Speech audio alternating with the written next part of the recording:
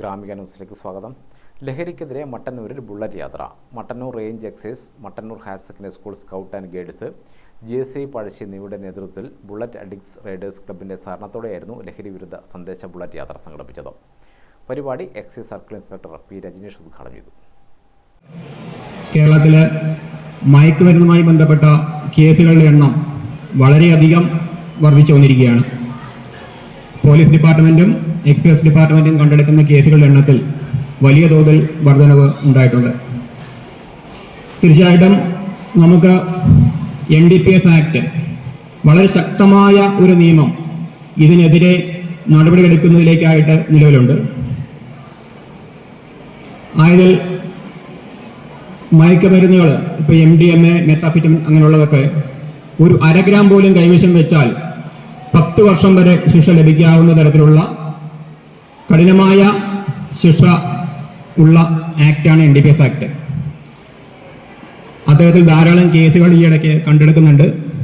കോടതികളിൽ അതിൻ്റെ കൺവിക്ഷൻ റേറ്റും വളരെയേറെ കൂടുതലാണ്. അതായത് അതിൽ ശിക്ഷ വിധിക്കുന്ന എണ്ണവും വളരെയേറെ കൂടിയിരിക്കുകയാണ്. എന്നിരുന്നാലും എൻഫോഴ്സ്മെൻറ്റ് പ്രവർത്തനത്തിനോടൊപ്പം തന്നെ നമുക്ക് അവയർനെസ് പ്രോഗ്രാമുകളും അതിനോടൊപ്പം തന്നെ നടത്തിക്കൊണ്ടു പോകേണ്ടതുണ്ട്.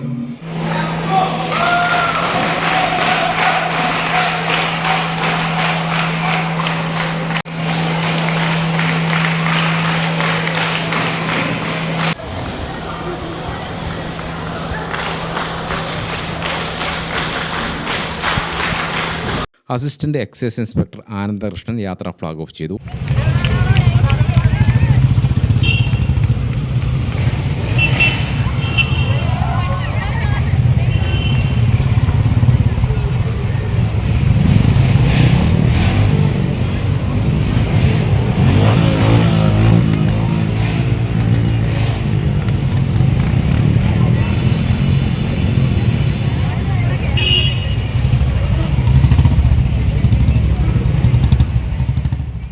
P.K. ദിലീപ് അധ്യക്ഷനായി. Excise preventive officer P.K. Sajesh, school manager Krishnakumar Kannoth, KN Nizamuddin, MP Preethi, N Sudhamani, KP Sheeba, P. Vinod Kumar, Ismail Haji, Jose Paul, KM Reshma എന്നിവർ സംസാരിച്ചു. ലഹരി വിരുദ്ധ സന്ദേശയാത്ര ചിക്മംഗ്ലൂർ വഴി മാസനഗുഡിയിൽ സമാപിക്കും. ഗ്രാമിക ന്യൂസ്, മട്ടന്നൂർ.